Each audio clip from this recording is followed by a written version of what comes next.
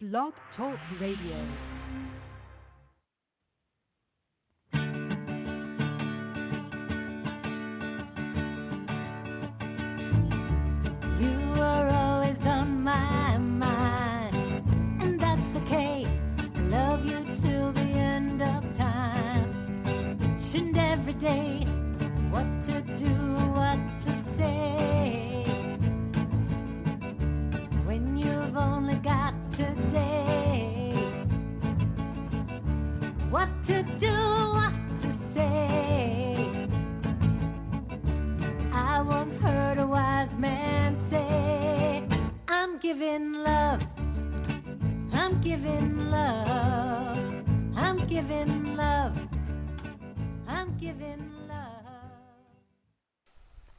Hello and welcome, a most sincere welcome to this inaugural show of the Enlightenment Evolution Network. It's called About Oneness, and I am your host, Karen Neumann. And I would like to welcome, before I do anything, my co-host, Philip Malika, the amazing Philip Malika. Are you there? You're there. Thank you so much. How sweet. You know, you have such a lovely voice, and I love your intro. That's such a beautiful song, and you only hear a piece of it there, but I was reminded as it was playing what a beautiful little ditty that is. And you have such a great air presence. God, I'm excited to be here today. Thank you so much. Thanks for bringing me on. Thank you. That song I wrote it in 2007, and it was one of those songs I didn't know what I was supposed to do with it, you know? And so it's been a solution looking for a problem. Exactly. And so when the show came along, I said, I have the perfect song. And I called up a friend of mine who is known as Mr. Boogie Woogie. He's a boogie woogie piano player, and he has an in-home studio, and he's actually playing the guitar and bass on that. So that was a big thing for him to play a different instrument. But we re-recorded the song for the intro, and it came out really well. So good. Thank you, Mr. Boogie Woogie, for that. Definitely. Yeah. So here we are. Welcome to the air. Welcome to Enlightenment Evolution Network, Karen. Thank you so very much. I'm so happy to be here. And this show today is going to really be a meet and greet and a hello to everyone who's listening, so I can get to know the audience and they can get to know me a little bit. And then we'll talk about how the show's going to go, the different themes of the different shows, and we'll just take it from there. How's that sound? Oh, it sounds like a fantastic plan. I'm so glad to be a part of it. I'm so glad you're I want to just say how I met Phil. It was very serendipitous. I guess that's the best way to say. Shifty, man. It was very shifty. Shifty. We were in a Abraham Hicks chat group, I believe, together on Facebook. And we started, there was some subject that came up, and you and I were in total agreement. And I think from there, you were just starting Consciousness group. Yeah. And you added me. And then then we chatted over the last several years, and slowly we've gotten to know each other and learn what each other was about. And then when this came up, it was just in the perfect moment. So Kismet. Yeah, exactly. So I'm so pleased for that. So thank you so very much for being my friend and encouraging me and everything else. So my pleasure. Couldn't be happier. And also I would like to say something. This Enlightenment Evolution Network is an amazing event in the history of the world. This is truly how do you say it? It's the best metaphysical radio network ever, as we say. And it's 7 days a week with shows that will blow your mind. Every host on every day brings something new and exciting to the table, and I'm really proud to be part of it. And I'm so proud that Rob Gaither has let me be included in this network. So shout out to Rob, Absolutely. The king, yes, as he's known. And you know, it's been brought to my attention, and of course, it's sometimes I feel like I'm very isolated in my thinking. It's like, okay, well, everyone thinks like this. Well, no. And one of the hallmarks of this network that Rob put together for us and brought us in on is that nobody is out there doing what we're doing on this network.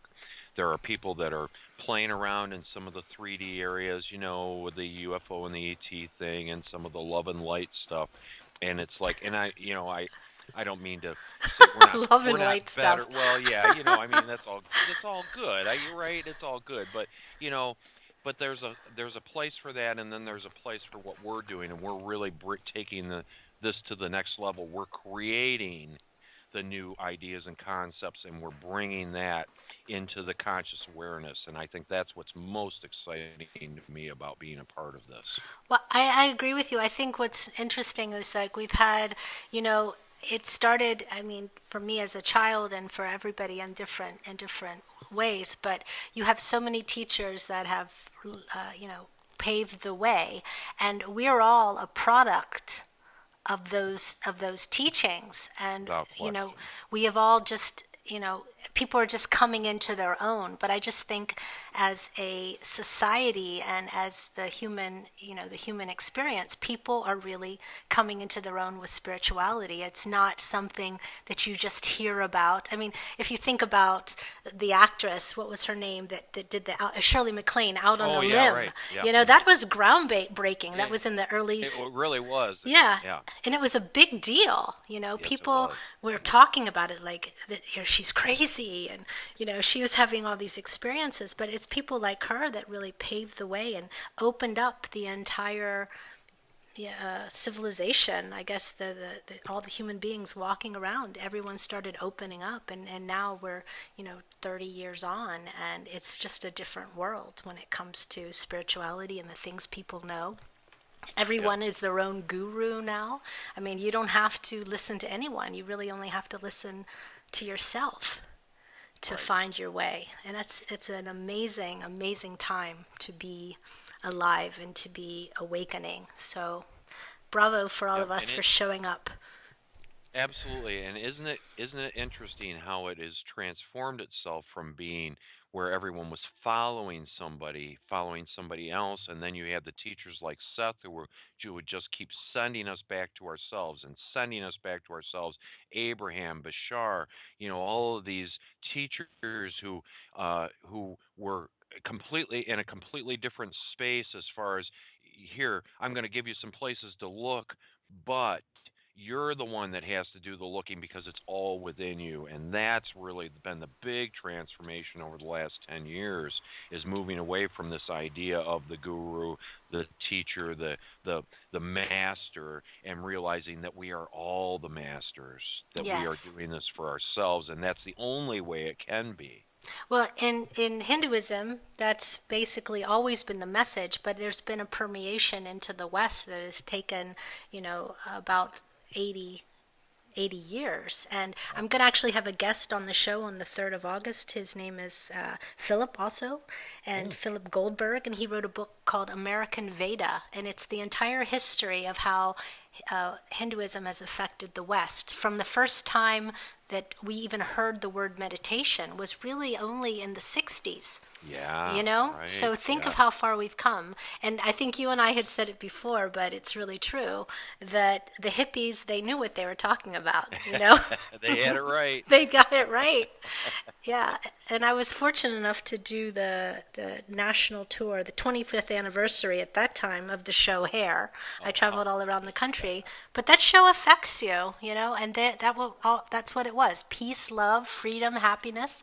It was all the things that they were dreaming about, and we're still dreaming about it. But now we have a better path to get there. Absolutely, yeah. So. And there's so much cooperation now between the teachers and all of the energies, as we're bringing in our own aspects of these energies from non-physical, and our guides and our higher selves, they're all in such agreement on such basic terms that we're getting a very consistent message across the board. And again, there are a lot of people doing a lot of different things, and all those spaces are fine and they're necessary, especially for people that are just coming along or just awakening. And it's as you and I were saying earlier. So now, there are, we're filling a different role now. We're taking on a role of continuing to create the new, and there are people to fill what were our old roles. Well, I'm kind of new to this, so I wasn't really in that space, but there are people to fill in those roles of being the teachers who are bringing along the people who are just awakening, and then you get people like us who are kind of pushing into new territory all the time, and that's really a beautiful juxtaposition of the two basic ideas of teaching. And so they're both very necessary, but I'm so pleased to be in the role that we have stepped into. Well, I'll just say this: everyone is exactly where they need to be. Exactly. So, I dedicate my show and my life and everything to my God, and this is just an agreement for service, and I'm so pleased that I can be, if possible, used in that way. The only message that really is important is that we stop seeing, separation, and we really start to realize that's what this show is. It's about the oneness. It's about knowing that we are truly connected, and we still talk about the ideal of oneness, but there will come a point when we just know it. Yes. And that's my journey as well, to just know it. And talking about it is a step towards getting there and becoming aware. Awareness is first and knowing is second. And so right now we're all coming into the awareness, and hopefully we will all soon move into the knowing. And that's the part that I want to play in that, is just share my journey and hold hands with everybody as we step forward. I want to know everybody is really an extension of me. I don't want to just have the idea that they are, but I want to incorporate that. So it's very humbling to have the opportunity to just share the love, And what an amazing journey you've had. I'm hoping that you'll bring some of that in here, because you really over the last 30 years, as you've moved through this, you've had an incredible experiences. And of course, we all have to varying extents.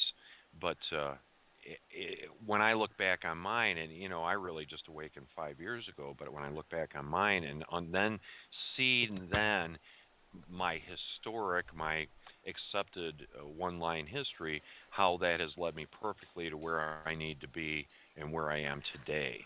So that's very, very, very affirming to me. Everyone, like I said, is exactly where they need to be, and someone in the chat is saying, Dream Master is saying, don't everyone. You can't discount anyone. I 100% agree. I don't really want to use terminology now to say they or what. In any separation. No, because it's, we've been talking about 3D, 5D, and there's no difference in the connection that we have with people. So we're all just one. We're all just one. And so absolutely. That's the thing. And if I gave any indication, no, you didn't. No, I was just answering his question, because I can see it. So it's nice that he's participating. Very yeah. nice. I will tell you a little bit about myself, if I can, just because my journey did start a long time ago, and I'm sure many people did, but mine started when I was basically when I could talk. I have memory of just really wanting to know God and know my connection to God, and that's been my greatest focus of my life, my entire life, which is different than a lot of people who come into spirituality later. And that's just a difference. It's not, it's not good or bad. But for me, it's always been about wanting to know God. And I've gone down many roads, and I've turned over many leaves and turned over many stones. Not that I thought that I would find God there, because I always felt like I had God. I just wanted to know as much as possible. So I walked down as many paths that I could find. But it really started when I was young. And I remember we were living in Maryland, so I had to be less than 10, but I know I was older than 5. It was probably 7 that I started actually hearing God talking to me. Nice. Back, what I believe to be God. Let's just say it like that, Yes. because it's turned out now that I find that it's my guides, and my guides are an extension of me, my higher self, and I'm God, so okay. But at the time, I was really talking, and I was hearing, responses, and they were always loving, and they were always encouraging, and I remember saying, how do I know you? How do I know God? How can I know the truth? This is what I was asking. And I could read at the time, so I had to be 7. And I opened up a big Bible that we had in our house, and I opened it up, and the voice in my head just said, open to the first page that you can find and read what you see. And so that's what I did. I opened this big Bible, and it was a big one, one of those big holiday Bibles they used to have. And I looked down, and the verse was 1 John 4:20, and it said, if a man says he loves God but hates his neighbor, he is a liar. For how can he love God that he has not seen, but hate his neighbor that he has seen? And then I heard in my head, that's all you need to know. Ask yourself always, is this love? And so that's what I've done my whole life. I've tried to measure everything by, is this love? And if it wasn't love, I knew it wasn't God. And sort of selfishly, I've always thought, okay, if the journey to God is love, then that's the journey I want to be on. Interesting. Can I share something with you? Yeah, of course. That brought up a memory for me, and I was just talking about this last night with Tamara here, and I was remembering that in 3rd grade, I was in Catholic school up until 5th grade, and of all of the teachers that I had, nuns, priests, whatever, we had lay teachers, what they called lay teachers, which were members of the community that would come in and teach at the school. And we actually had a religious teacher, and her name was Mrs. Lease. And Mrs. Lease, wherever you are, I love you. You are amazing. Oh, nice. But she was the one teacher out of all of the religious teachers that I had that really spoke to me. And this was in 3rd grade. And the reason I mention this, because you came into awareness at about the same time, it sounds like. But the awareness that she brought to me is that no matter what else is in the Bible, no matter what else is being taught, that the basic message is, and we were learning about Jesus, was love. And so that was my whole takeaway. I can't tell you anything else from any of those religious teachings except that my takeaway was, you know what? Jesus was love. Love is the important thing. All of the rest of it doesn't matter. And I love how, even though I had no other awareness at that time of anything spiritual, that was my takeaway from all of that. Well, that's the only thing you really need to know, because everything else dictates from that. If your vantage point is love, then you see everything through those eyes. And what else do you need to know? It dictates everything. You don't need rules and regulations, to tell you how to act if you're acting on love. I think, for me, I've had my moments where I've been horrible, and I've had my moments when I've been wonderful, and it's going through that balance of making the decision to love, knowing love, being love.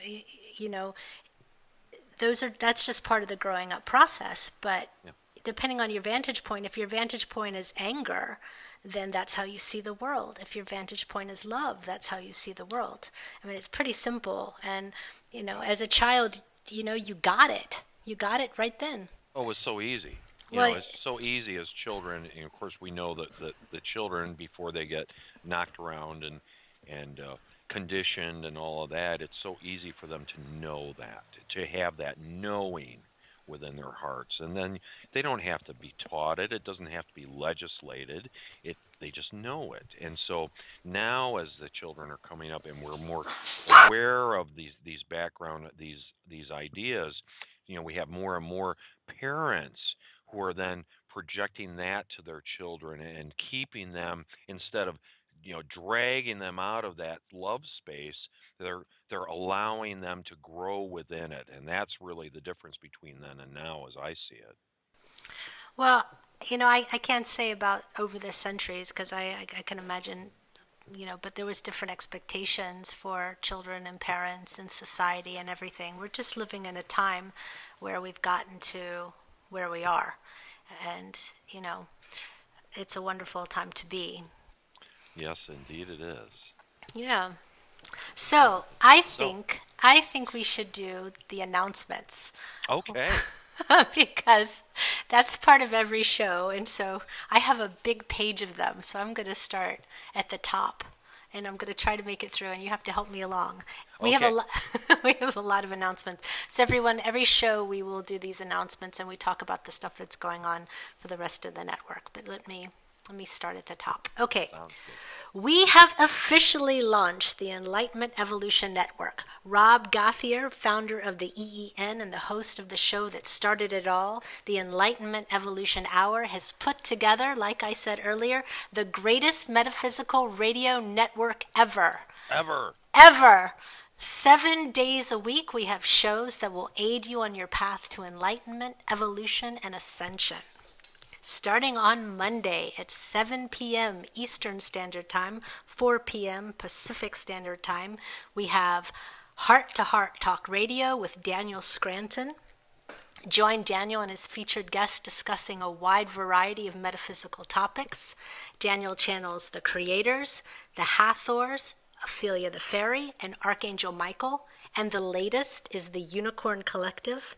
Daniel and his guests will take phone calls and questions, and it's sure to generate high-frequency discussions. You can find more information about Daniel at his website, danielscranton.com, and also on Facebook. Go to the Events tab on Daniel's website to learn more about Daniel's upcoming events. And I don't know who his guest is for this next week. Do you? Nor do I. Okay, well, he will have a wonderful guest on Monday. So if you tune in, it will be a wonderful surprise. Wonderful surprise. There you go. I love surprise. So, yeah, surprise. Sometimes you just don't need to know. Sometimes you just gotta, just go with the flow and just buy the seat, baby. That's it. I do like the fact that he does teach a lot of classes, and anyone could attend his classes via phone, computer, Skype, carrier pigeon, or smoke signal. I think that's pretty awesome. Or telepathy. Yeah. Okay, then on Tuesday, so Daniel, I'm not sure who your guest is, but I'm sure they're going to be amazing.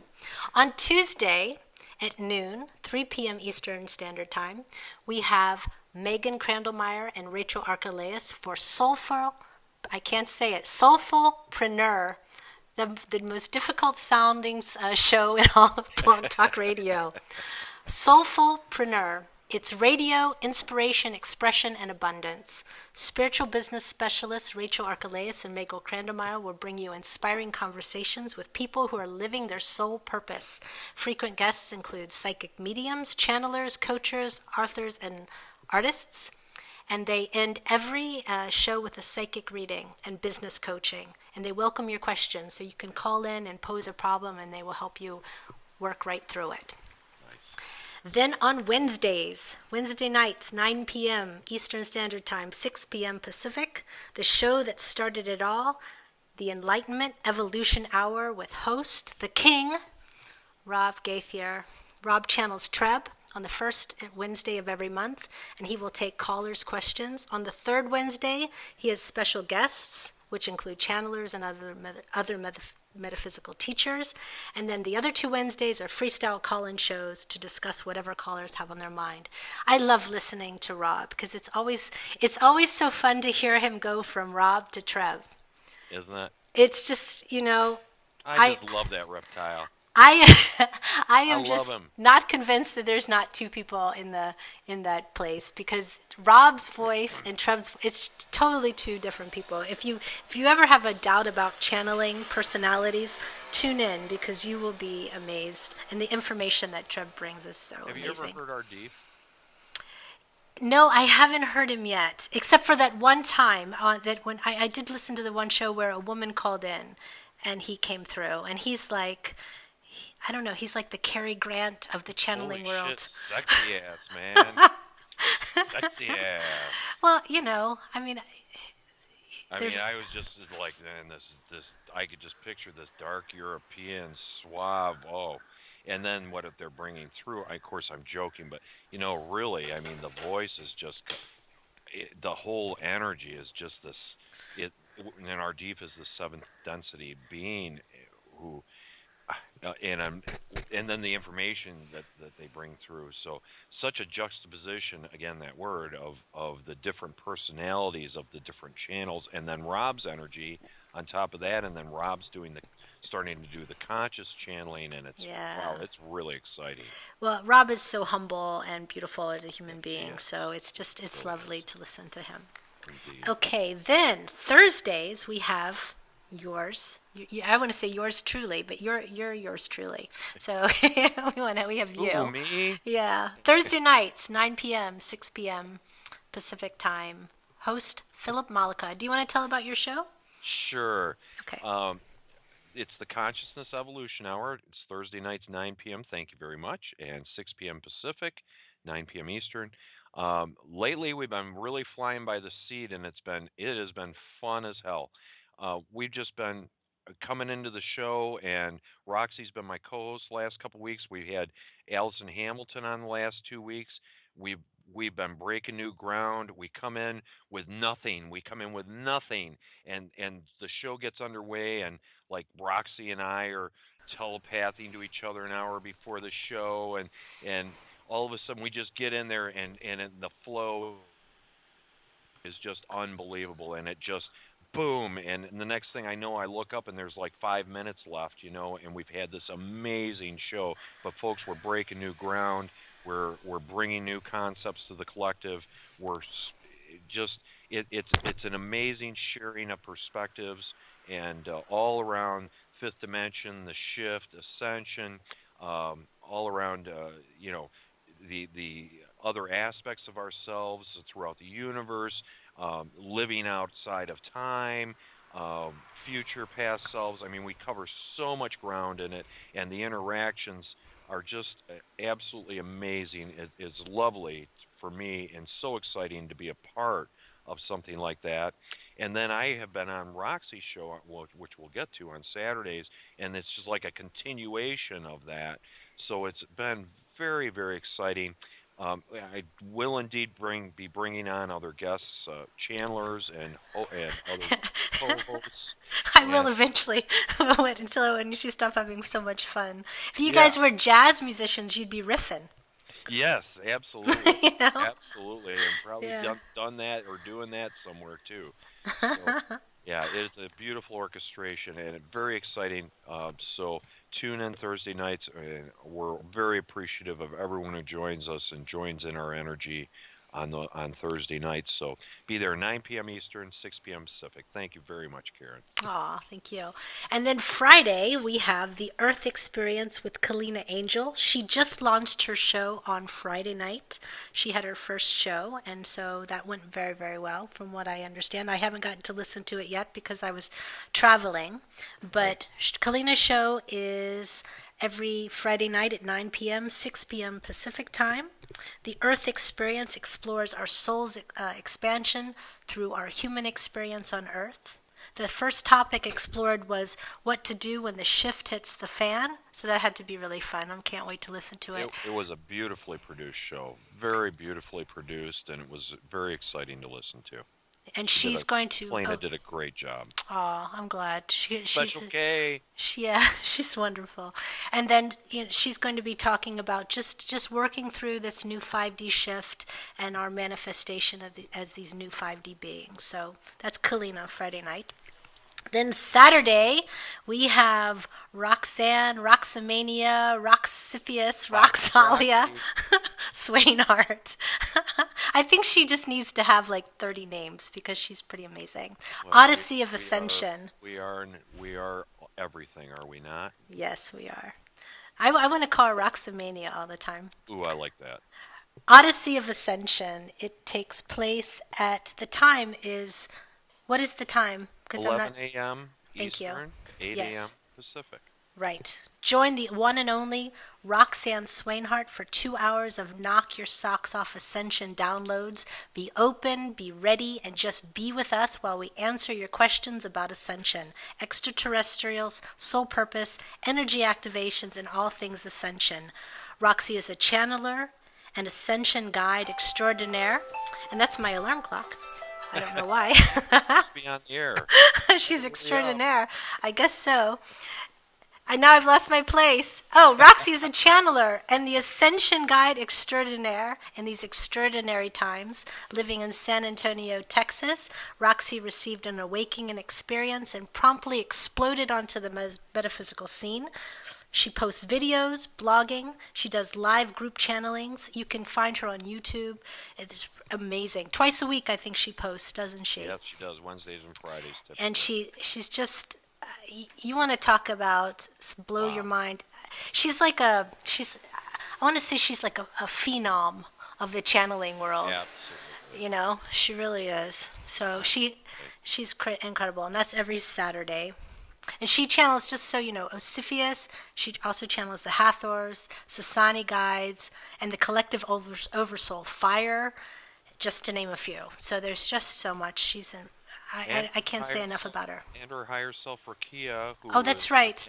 Again, consciously channeling. You know, we're all moving into this space of just bringing through our higher selves, and then the energies that are out there. You know, the idea being that once we pop through from fourth density into the higher realm, then all of these energies are available to us, and then we can kind of pick and choose how we connect. But I love the Rakia and then Osiphius, and then you spread out from there, and it's just a beautiful thing.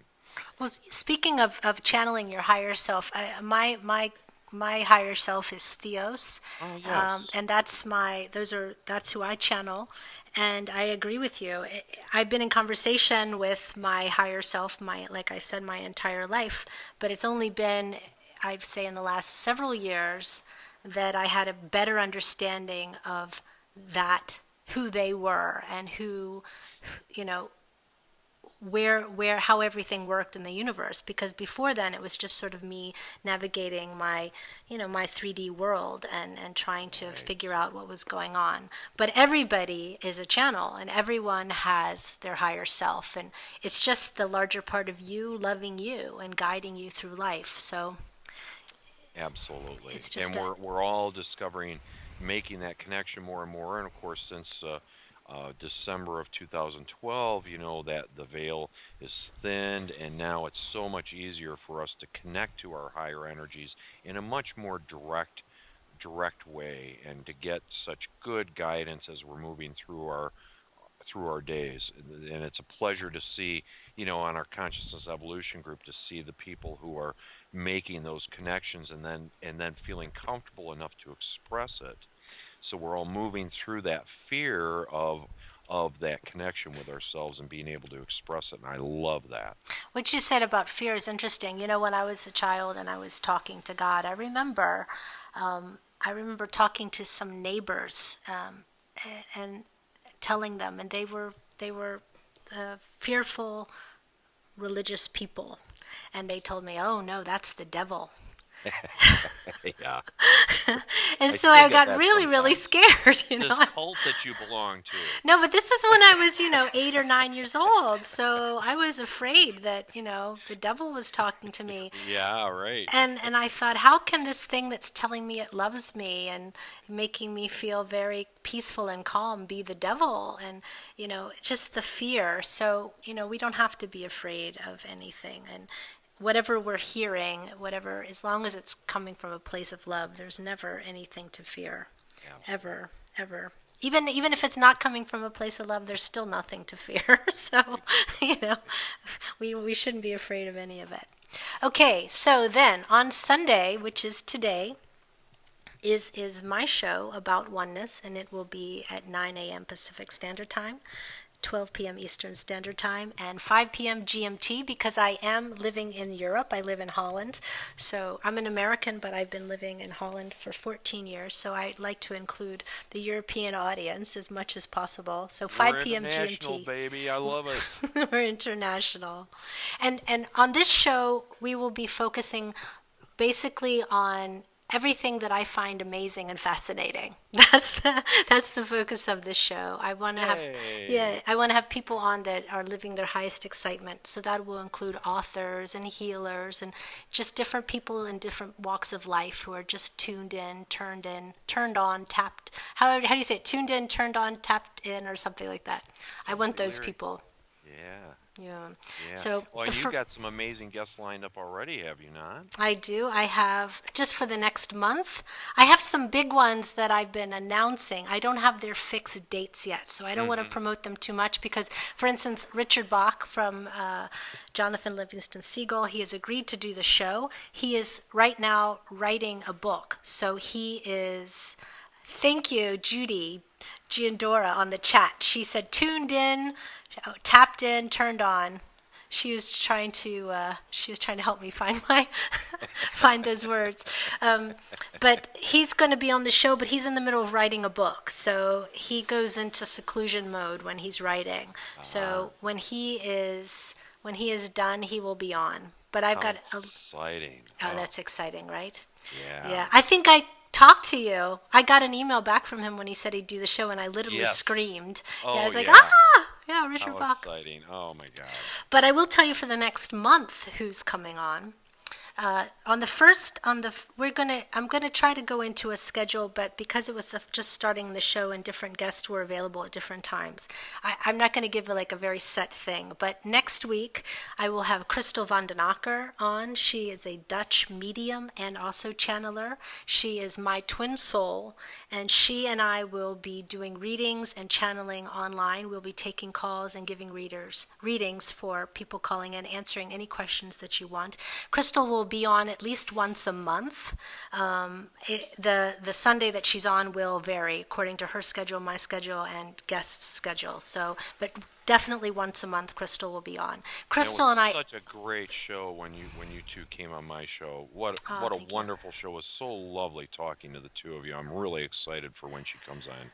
Well, Crystal is amazing. Crystal is a person that I met several years ago, and we just have a parallel life, and I don't want to say she's living my life or I'm living hers, but if there's a theme that's going on in my life, it's going on in her life as well. So we're constantly comparing and contrasting what's going on, and we're just getting to see it from different perspectives, and that's why we say we're twin souls, because it's just amazing. If I'm having an experience at the grocery store, she may be having the same experience at her office in a different way, but the theme is always the same, and that's what's pretty amazing. And you're so complementary to each other.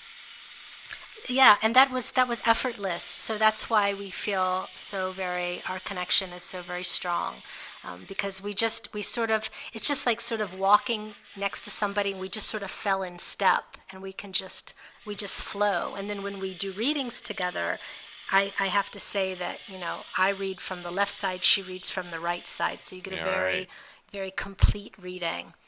Yeah, so it's really wonderful. So she'll be on once a month, Crystal van den Akker. We'll call it the Twin Soul Medium theme show. And then twice a month at least I will have guests. I will have authors and channelers and different people.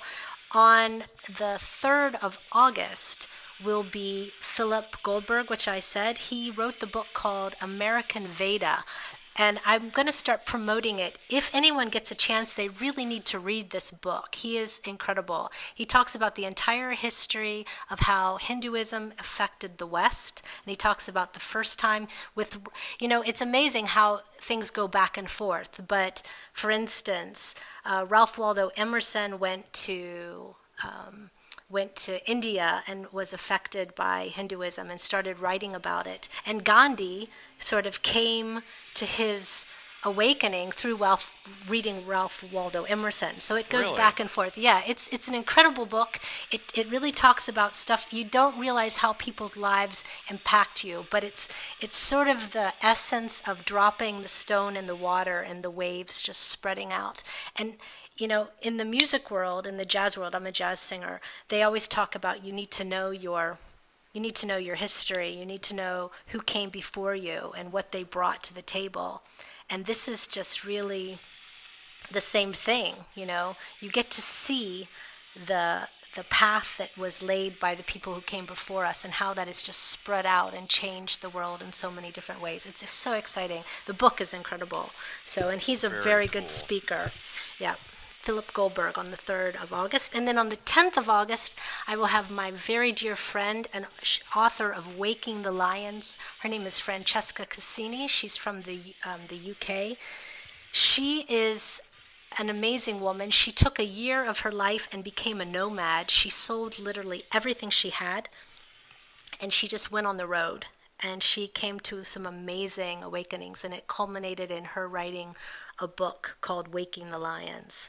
And she'll be there to talk about it. She's a very well-spoken, just interesting woman, and how she really discovered that love was it. And it's just an amazing person. And then after that, I will actually be in the States. So yes, very exciting. I'll be in the States for our party. I'll be there for the party on the 17th of August. I don't remember who. Oh, I know who I'm having. I'm having a man also from Holland. His name is Slatko. He's actually Serbian, but he is an expert on sacred geometry, and he creates mandalas that are really amazing. That's just come into my awareness recently. Can you explain what that is? Well, a mandala is a geometric formation, and they are used to help you shift consciousness during meditation. You can build a mandala. You can also stare at a mandala. Building it is one way of changing your consciousness. When you're building the mandala, the ultimate use of it is to be used during meditation. But when you're building it, it's also putting your own energy into the creation of it. Wow.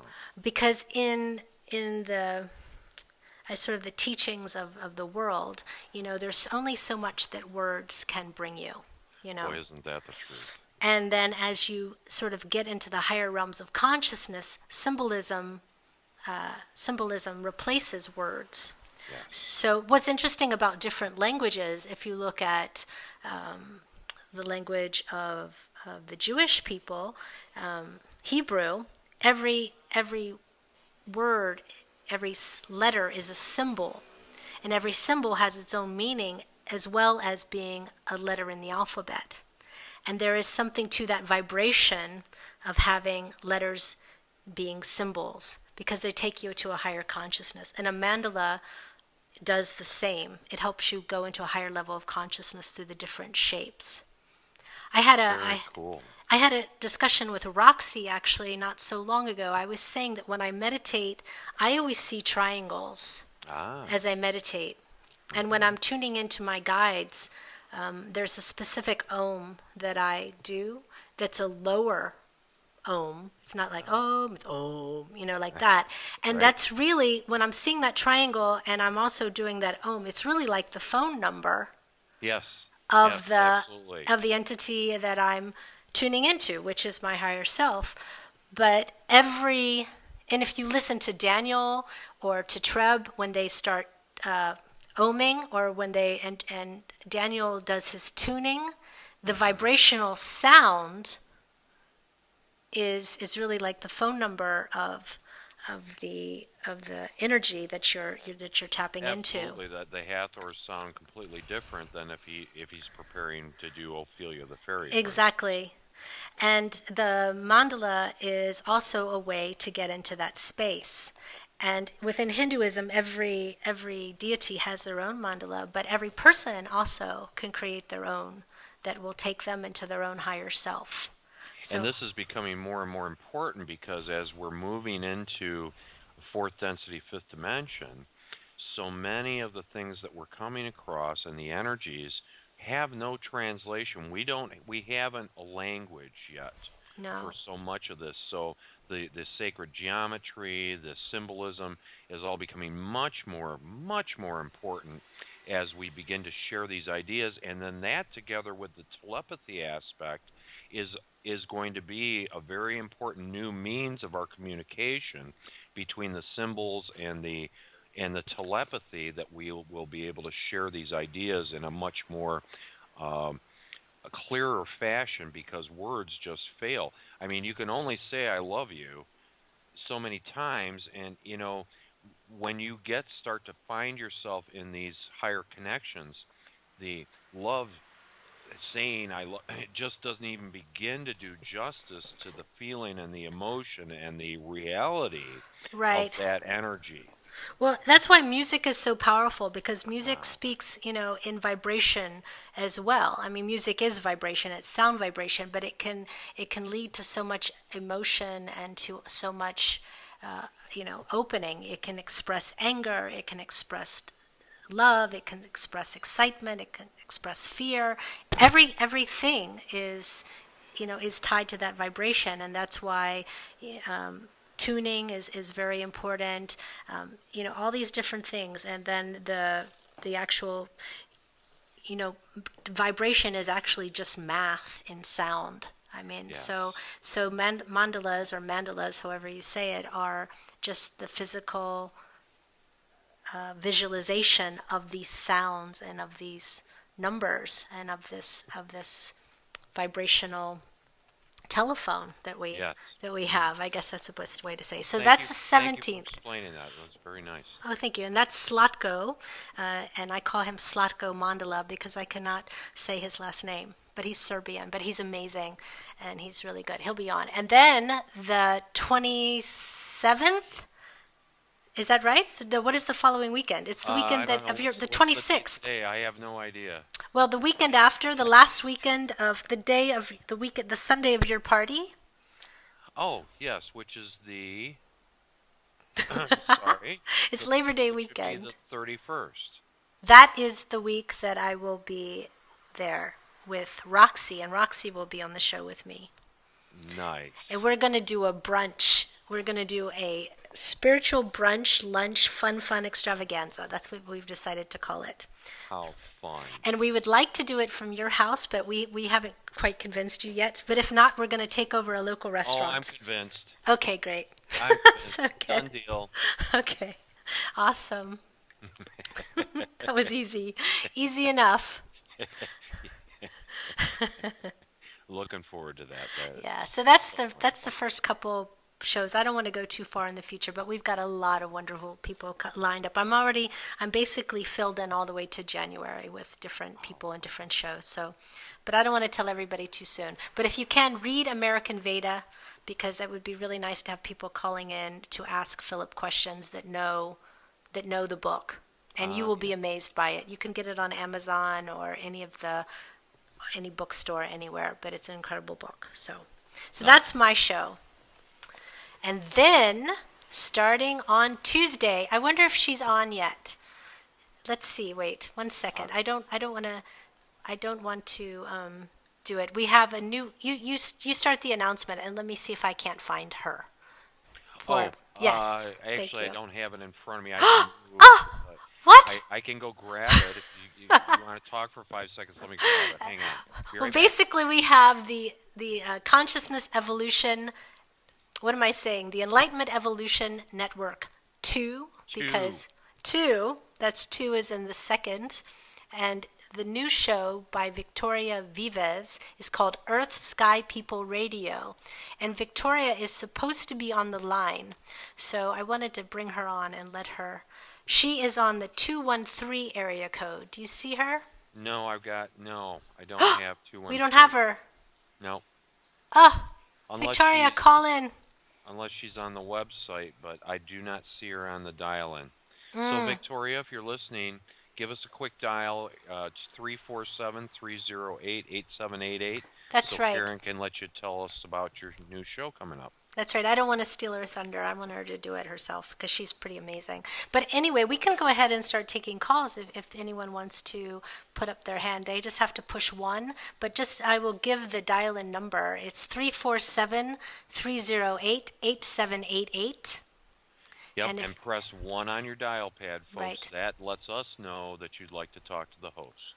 Yes. So if you're listening in, call into the number 347-308-8788, press 1, and we'll take your phone calls as you come in. Yes. I think we have Roxy on the line, don't we? Oh, I see Victoria. She just popped in. Oh, Yep. perfect. Grab her. Great. Okay, I'm bringing her in. Ladies and gentlemen, Victoria Vives. Are you there, Victoria? Yes, I'm here. Can you hear me? I can hear you. I was Welcome. Here. I just have a new phone, so I don't know how to dial. So I'm listening to you and trying to dial. Oh, okay. But Victoria, why don't you tell everyone? I had a great time. Oh, thank you. Well, Today today is just a show to just say hello to everyone, to talk about the upcoming shows, and also just to give everybody a chance to call in, because there's so many people that I've talked to. Especially, we have a group on Facebook that I consider it my home base group. It's the Consciousness Evolution. What am I saying? Consciousness Evolution 2.0 group that Philip Malika is the head of the group, but we have several thousand people in the group, and I really consider this to be my home base. So there's so many people on that chat. If you want to be added to the group, just check it out on Facebook and we can add you. You can join in. But there's so many people there that I've spoken to, and just in chat, that I wanted to open up a chance for them to call in, and different people. But Victoria, you have a show starting on Tuesday, and why don't you tell us about it? Yeah. I'm so excited. Everything about this network is just amazing. It's like a family. I just joined. I didn't know any of you, and I feel like really this is a family, and all of us working towards the same, about bringing more awareness and oneness and consciousness. And yes, so my show, it is going to be about Earth and Sky. It's called Earth Sky People, and my intention is to really go into that sense that we are all part of the same. So even if we have different ideas, we can still join together, respecting one another. So I will be having guests. Some of them are going to be very related to the Earth's energy, meaning that they live in the wild, or they are very physically oriented but still very aware. And others, like me, a little more, are more connected with star nations, extraterrestrial life, star seeds. So we can discuss all these different aspects and really bring all of this together in harmony. Oh, I have something to share with you that I didn't share with you yet, but I wanted to tell you. When I was in college, so I was about 18 years old, and I remember having an experience in meditation, and I was suddenly standing on what I would say was the, if you look at Star Trek and you're standing on the flight deck and you're looking out through the space windows. And this is my, I am not a person who's had ET experiences. So this is I've had 2 things happen in my life. One when I was very young, and this one. But I suddenly was standing there, and there were people, they were literally sitting at a control panel, and they were looking out, and I said, I was just being me, and I was like, where am I? What am I doing here? And they said, we're the Galactic Council. And we're watching this is what they said to me. They said, we're watching the atoms and the Eves of this particular planet. And it wasn't Earth, it was another planet. Wow. And they were watching them go through this awakening of that first moment of the atoms and the Eves, which I've just recently learned that Adam in the original Bible and the original writings was never meant to be a singular term. It was meant to be a plural term, and Eves. So they were calling them the Adams and the Eves. And they said they were the Galactic Council. And I'd never heard of the Galactic Council. I didn't know anything about the Galactic Council. I've never seen them since, but that was my one experience with them. And they were really excited about watching this one civilization starting to develop, and they called them the Adams and the Eves, and they said, we're watching them. And they said to me that this happens on every planet and every civilization of this type. How beautiful. So that's my only experience. But you talk about the Galactic Council all the time, the Galactic Federation, and I was like, I know them, but I only know that's all I know about it. So I'm excited to tune into your show and learn more about it. Oh, and it's so up my alley too. I'm so pleased, Victoria, that you're bringing this kind of a show onto the network, because this is like my second love as part of all this energetic shift, and I kind of put all these energies together into one basket now. But I love that you're bringing this to the network, because it's so exciting for me to be in a part of that. And I have people come to me, they'll PM me and say, hey, I saw you on a ship last night in my dreams, and you came up and introduced yourself. And I'm like, how cool is that? I love it. That's so really much for cool. sharing all of this. That's so beautiful. And yes, I had those experiences as well, of course, of, seeing myself in a ship and overseeing planets that to which we are sending light, and, all sorts of experiences. And I also have a group with whom I can share these things, because they have the same experiences. So all of these we want to start sharing and bring more awareness about all that we know regarding extraterrestrial life and star seeds. But at the same time, we want to include all the connection with Mother Earth that is so important. Yes. So how we can live in tune with Mother Earth, creating intentional communities, and also this brings this healing to our communities, our relationships with one another. So all of that. And also what you said about music and sound, oh my goodness, that is one of my big topics as well. Thank you for sharing that. Well, yeah. So tell about the event that's coming that you're doing together with Rob. Yes, the chanting. Yes. Oh, yes, so exciting. That is going to be with Rob Gauthier and Daniel Scranton, and we have more guests as well as comedians. So we're going to have a chanting for peace and laughter. And this is going to be in August 2nd. It is a Saturday. It is going to be at 11 a.m. Pacific time, so we can all tune all around the world. And this is the second event that we do of this kind. The first one was totally amazing. Like, we could feel the connection with one another, because this is a live streaming with people, from India, from Spain, from Switzerland, from everywhere in the world. And this time is going to be even more amazing, because we have also the comedy aspect, which we didn't have the other time. So everybody's invited. You just need to go to victoriavives.com/peace and the number 2. So there is all the information, the times for each different place around the world, and it's so easy. You just have to click the video, and you will see us, and you can even join us, and we can see you if you want to, and we can hear you if you want. Yeah, that's a fun part, that people that's exciting. Talking and chanting, and we can see everyone, and yeah, it was great. Well, chanting is so important, and I think, if you're not doing any kind of chanting or meditating, you're really missing something on your spiritual path, because it really is the connection. It's that vibration. It's about, becoming the vibration and matching to what you're connecting to. So I encourage everyone, it's not a requirement, but it's a wonderful part of your spiritual practice. Yes, in some traditions they see it as a shortcut to Well, it is a shortcut. And ascension. Well, it is, because it actually shifts your consciousness. Wow. It shifts your consciousness, and in that consciousness shift, you're able to tune in and to tap in to the universe, and that's really a tool that we have to do that. So, It is, and imagine when we join together, that is also very special in the sense that our voices are all resonating throughout our earth all together. And I also wanted to do this because there was this experiment in which 7,000 people got together to meditate, and the peace in the world increased in a 72%.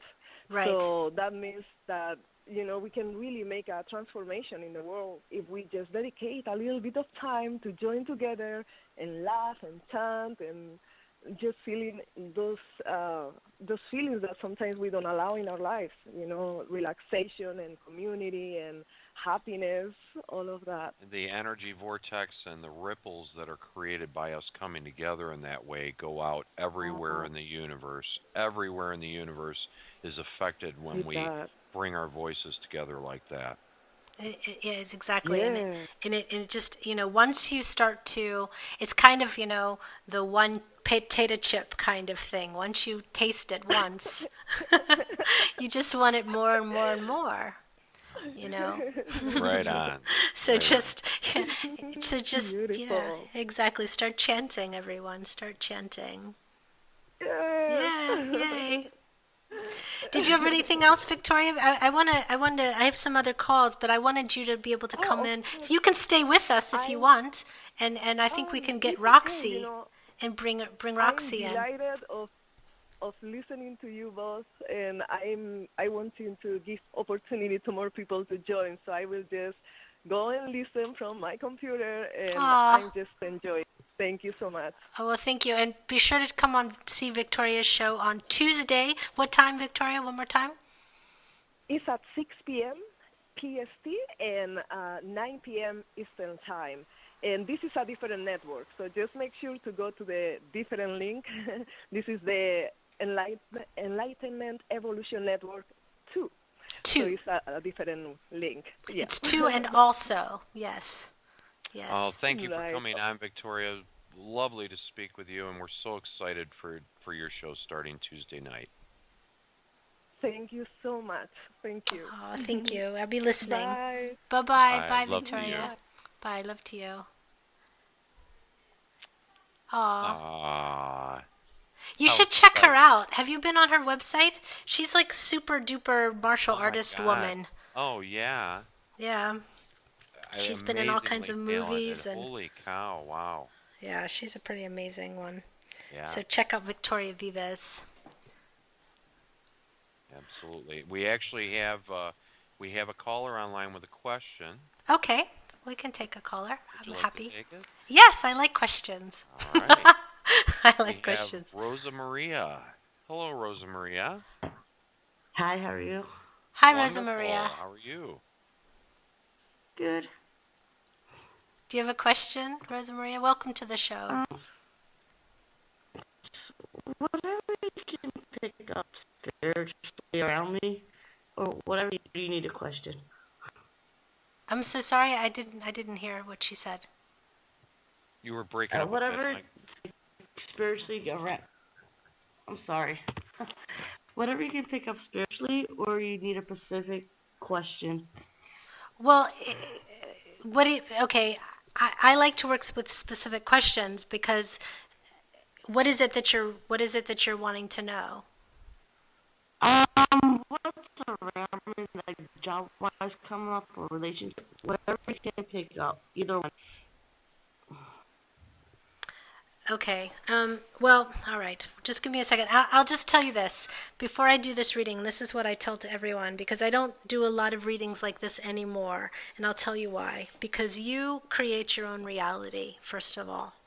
So it's not really so much for you to ask other people what's coming into your life. It's about you creating what you want for your life, And the reason that I don't like to do these kind of readings that much anymore is because it's not really for me to tell you what your life will be. It's for you to decide what you want for your life. So I'm going to turn the question around and I'm going to ask you what it is that you want. A lot of things, because I'm doing a lot of shifting this week. A lot of it. There's a lot of shifting going on. Okay, just let me tune into you for just one moment. Let me just tune into you for just one moment, Marie. Okay.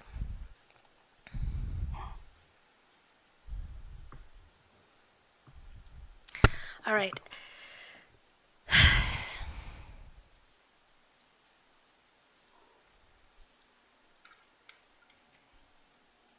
All right. Have you been for a while without work? Because that's what I'm picking up, that you're not at this moment, that you're currently not employed.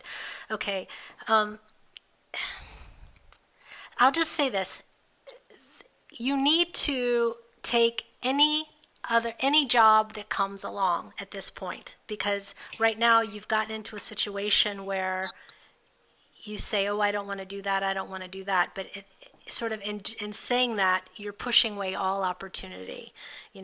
Don't be too proud to take anything, and I don't mean it in a way of I don't mean that in a negative way. What I'm saying is that when you get into a situation, you've gotten into a situation where you didn't take some opportunities, so less opportunities have come to you. You sort of need to be in the mentality of, I appreciate and I'm happy with whatever comes my way, and I'm going to grab hold of it, believing that that will lead to something better. But I think right now your self-confidence has been shaken a little bit. So now you're into the mentality of you're not believing that something is going to come for you. And by not believing it, you're actually creating that not believing it. So are you doing something I want to say you're doing something in the reception, working at some kind of desk, not some kind of desk kind of job, and I don't mean in a secretary, but I mean something in the way of working at a store, but working in that area. Is that correct? Hello? No. Not now, but in the past. Is that what you've done in the past? Excuse me? No, I did computer work. Okay, so you're working at a desk. My field. Okay. Well, you need to be open to that. And let me just say this: when you're looking for a position, don't think of it as, oh, this isn't good enough for me. I think you just need to be really open to whatever comes along right now, because right now you need a job, any job, because you need to have that financial stability, and you need to feel like you're taking an active part in your life, because right now you're sort of sitting around and you're wondering what's happening to you. And it's not about life happening. I'm sorry. I'm in a town that's a little crazy. That's why. Well, Overseas, so I'm in a town that's people are a little weird. So it's like bad energy around me. okay. Too much. Well, So everybody, if you take a job that gives you a little bit more mobility, then maybe you can change your location. But everybody is weird, really. Everything is weird. Sure. Something that came to mind for me too. And as you're doing this, try not to think in terms of a job. I like to tell people to think in terms of a situation or a circumstance that serves you and provides you an abundance and a living. But I try to get people away from the idea of a job, because the idea of needing a job or having to have a job leads people right into the face of lack, because job gives you the sense of, without a job now I'm vulnerable, I don't have the abundance. So I just suggest to people very, very gently that it's just a matter of changing your thinking. Are you looking for a job? Well, yes, but try not to look at it that way. Try to look at it as in terms of looking for a circumstance or an event that serves you. And it's just a little tweaking of thinking. I've become very, very cognizant of my self-talk these days. Yes. Because these words that we are using when we talk to ourselves because we are creating our own reality, cause us then to create whatever energy we're carrying through our words out into our outside world. So I try and just give people, just be aware of your self-talk and use terms that are of service, that have a nice soft service joyful edge to them instead of going to the words that indicate this lack or this sense of needing to do something, having an obligation that way. Okay, I'm good. Are you good? I'm Okay. good. All right. Rosemary, thank you very much for your call. I'll just say this. Just be open to any opportunity that comes along.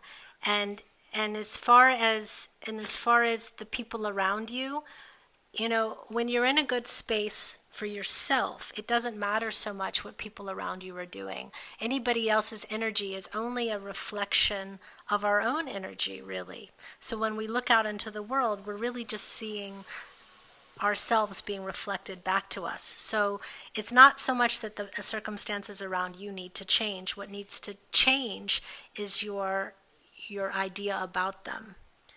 And that might sound like something really far away from you right now, because it feels to me that that's a big concept for you. But I would just start trying to, instead of looking so much at others, look more at yourself, and start saying to yourself about your own value, that that you have value, that you're loved, and start trying to find a way to be more happy. And as you do that, it's that vantage point of how are you seeing the world? Are you seeing it from a place of happiness and love? Or are you seeing it from a place of fear and anger?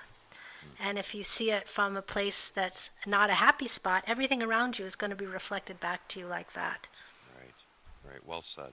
Yeah. Well, thank you very much for your call, Rosa Maria, and I hope you have a lovely day. Thank you for tuning in to us.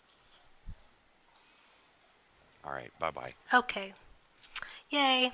Thank you, Rosemary, Very nice. for calling in. We have a number of other calls on the line. Shall we keep going? Yes, please. Okay. And, I like talking to people. Yes, indeed. All right. This is the 816 area code. 816. Who are we speaking with? Hi, guys. This is PBS. PBS. I love it. Hello, Philip. Hi, Philip. Public Broadcasting Station. That's awesome. I hope I'm having so much fun. It's so funny. I just listen to these shows. I'm just always laughing and just feeling so good. I love it. Isn't it better to be doing that than doing anything else? Just laughing and having fun is the most important thing. It's so much better.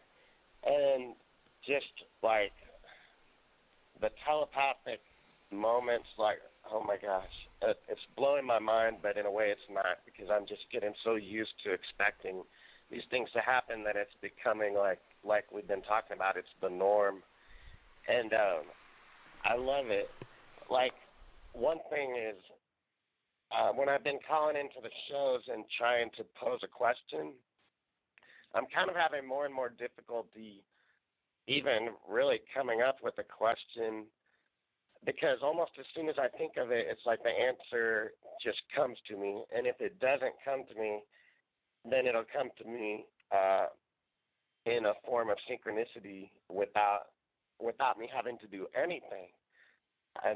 I'm loving it. Well, that's really cool. So basically you called in to tell us you do not have a question.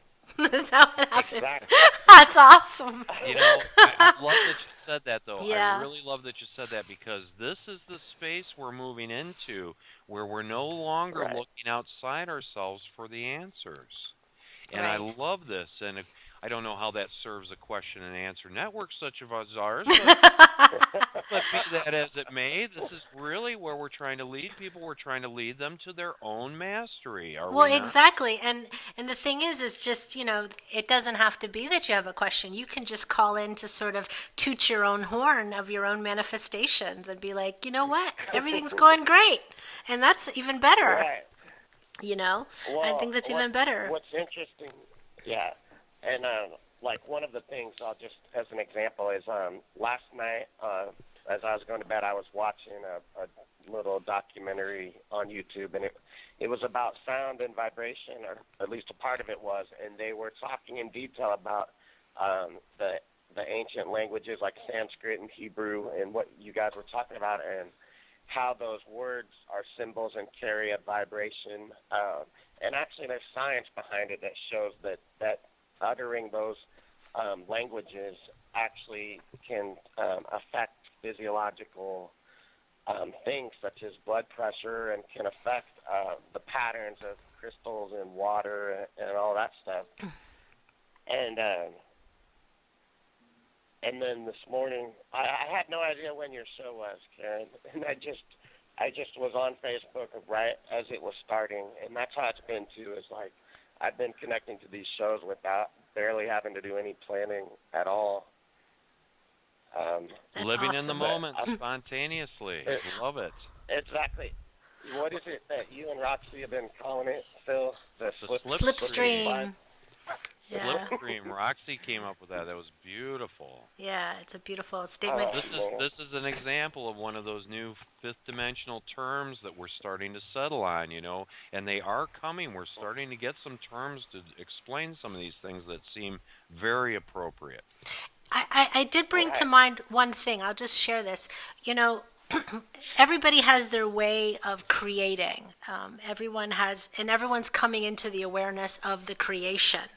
And we create everything. We create the good, we create the bad, we create it all. And we need to take credit for all of it, and we need to celebrate all of it. Even the stuff that we create that's not what we want, we have to say, I created that, and really get excited about it, because there's an appreciation for what has actually happened. But the way that it works is we set an intention, whatever that may be, and that goes out into the universe and it comes back. But what actually happens is it's not actually coming into our reality. What's happening is we're shifting into the reality where that is true. And what we're learning how to do in a very skillful way is shift into the place where whatever it is we're intending is. So we're becoming conscious shifters now more than ever. Yes. And that's the thing that we're maybe, we say, oh, I want a new car, and then a new car shows up in a very nice way. Well, the new car didn't drop down out of the sky. What happened is we went to the place where the new car was. And now everything that, and our PBS here is just, he's having fun. Well, you're having fun sort of throwing stuff out and seeing where you land. I guess, what was that show with the time jumpers where they would jump realities? Quantum Leap? Yes, that one. Quantum Leap. Yeah. That's it. That's exactly what happens. Was that who that was? Sorry? Yeah, Was that Scott Bakula? That was a great show. Yes. Scott Bakula, yeah. Yes. I loved that show when I was younger. And that's what we're doing. That's what we're doing. And also, it's like learning. For me, it's like now that I'm in the space of expecting this stuff, or like you said, being conscious of my shifting and aware of it, it's just happening so much more often. Like those little boomerangs, even though, like you said, it's not really going anywhere or coming back. It's just us that's shifting into the frequency where that exists. But I'm shifting, and there may be little shifts, just like the example I gave, like little things. But I guess it's the feeling behind it when it happens. And like whenever I'm talking, I've never been a big person, one to have big conversations unless they were really tuned in, tapped in, turned on. And now I'm able to, I don't even like talking on the phone really. But now that I'm getting tuned in, tapped in, turned on, it's getting so much more fun to actually have these conversations. And it's like the words are not really what it's about. It's the energy behind them, and we're just kind of decorating this energy with our words. Yes. And we're doing these transmissions, and we're receiving from each other constantly. And like we were talking about self-talk, we're becoming aware. I hear a lot of people when Bashar is talking to someone, if they use the word try, he'll cut them off. Right. Yeah. For example. Yeah. Well, because all those sayings and things from our language, we're also decorating our energy, but it's the old 3D energy, and so now, we're moving into being able to redecorate. I agree with you. I think that it's a matter of, it's the difference between hoping and knowing. And believing and knowing. Knowing. When you are creating something and you're hoping that it happens, well, eventually it may or may not happen. But when you know, just know, then it manifests. It has to, right at that moment. It's in the blink of an eye. And the more we move into this knowing, as opposed to trying to convince ourselves to know. I mean, that's why Abraham always talks about, like, just forget about what you said. You know what it is? What it is? If I can jump in here for 1 second. Hoping places you in time. Yes. Right. And we are masters, and we are moving to living outside of time. Yes. And once you start living outside of time, what you begin to realize is that everything that shows up is there just for you. And so now, if you, instead of taking any circumstance and labeling it as good or bad, now you've taken good and bad right out of the equation, and you can move into that neutral space where you are creating your experience as you go along. And so now it's not, oh, this happened and this is bad. No, it's all good. Bless it all, because it's your creation, and it's moving you into the space that you want to occupy.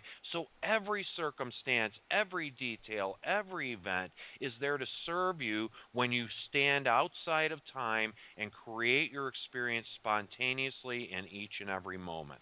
Right. And the thing is that we create consciously and unconsciously, and I guess the idea is that we're moving more and more into the conscious creation, because if we know that we create it all, then that's the time to start making some choices.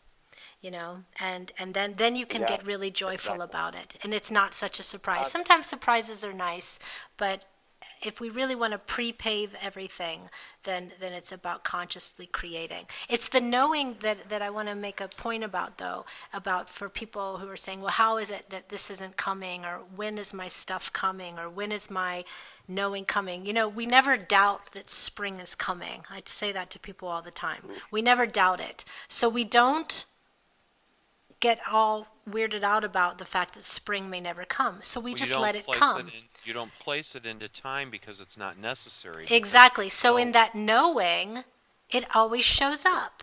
And if we can have that same knowing about whatever it is that we set our intention for, then it will also show up. It has to.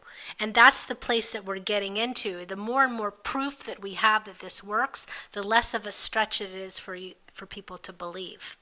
And that's what that's what our work is now, is to start allowing that knowing to come through.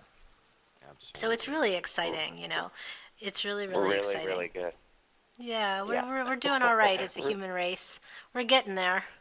Let's just say it like that. Well, we're already there, but we're getting there. It's kind of like also the Abraham analogy, or if I was driving from Kansas City to Michigan, I wouldn't turn around halfway there because I wasn't there yet. And it's like, we know, the knowing comes from knowing that all this stuff is already there. It's not, it's already there. And so that's where the knowing comes in. Yep. Right. Yes. Yeah, and the only thing that blocks us is our own stuff. It's already there. It's just that we build our own wall so that we can't see stuff. Yes. Yeah. Well, I'm glad you said the word, you used the word choices, because I feel like a lot of people, I felt like this at one point in my spiritual, in the metaphysical kind of community, that it's not okay to experience negative emotion, or that if there's something going on, you must have thought the wrong thoughts or had too many negative thoughts, or there's just this reluctance to have the totality of the experience that we came here to have. Of humanness. And of humanness. And as soon as we embrace that, which is the paradox, then it changes and we shift. But until we, Well, it's about being a complete... I have to say that I had the same kind of realization, and it hasn't been that long ago, that, all of it, that you have to look at all of it. You have to really, it's love and happiness is nice and fluffy and it feels good, but there's a reason that we experience both. Because we're tasters of emotion. Exactly. I had a wonderful discussion with Crystal. We're doing a study every Wednesday, and I'll post it if people want to join in. We're doing a study on Course in Miracles. And Course in Miracles, the first part of Course in Miracles says that nothing unreal can be threatened. Nothing real can be threatened, and nothing unreal exists. And the only thing that's really real is love. So if you feel like you have to protect it, if you feel like it's threatened, and then it's not real. And it's about knowing what's real and knowing what's not real, and it's about learning to know the difference. And so, so anything that we experience that's negative, or what we perceive as negative, is just part of the whole. It's just part of the whole. So there's nothing to fear. There's nothing to run away from. Embrace it all, right. Because it is just the Creator experience the different aspects of itself. And the point that I wanted to make is that we were talking about, people always say, oh, why does God allow this? Why does God not allow that? God is just experiencing everything and delighting in it all. Yes. Because it's all just a different experience. It's all just a different manifestation of creation. And even the things that don't feel great or awful are still experiences of creation. And so the reason God isn't... Whole show on that. Yeah, and I'd love to do a whole show on that. It's just all... It's all an expression of everything. And God is so busy appreciating the creation that he's not seeing it as good, bad, or whatever. He's just seeing it as another expression that we've chosen to manifest. And as conscious creators, whatever shows up in our lives, whatever circumstance, is there to serve us. Yes. And so when we hold back on the need to label things as positive or negative and just as is, then you start to get this glimpse that everything that happens to you is in service to you, whether you can see how or not. Yes, and once exactly. That is putting yourself in the slipstream. Once you've removed that need to label and you just know that whatever is showing up, that even if you can't see how or when or where that's going to serve you, is the knowing that it is. Now You've taken yourself and you put yourself in the slipstream, and the universe, always say the YOU, universe, yeah. Right. is there to serve you, because it's you're creating it, and everything that shows up is going to help you. So even if it looks bad, it might appear to be not to your benefit, you're in this slipstream where you know that it is. So it's just a matter of waiting for the Tetris piece to fall into its right slot. You know what I mean? Well, if you take the perspective that your higher self, is directing everything, that it's all your creation, then who's going to love you more than you? It's just you bringing you more opportunities to get what you said that you signed up for before you came into this life. It's the experiences, and all roads will lead you home. So welcome them all. Absolutely. Bless welcome everything. Bless every asshole. Oh my goodness. Sorry.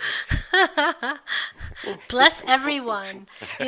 I'll just take a second, and I'm going to go here now, and I didn't know if I was going to bring it up in the show or not, but I live in Holland, and we just lost a lot of people on the Malaysia flight in Holland. Everybody here is feeling it. Everyone here is reeling.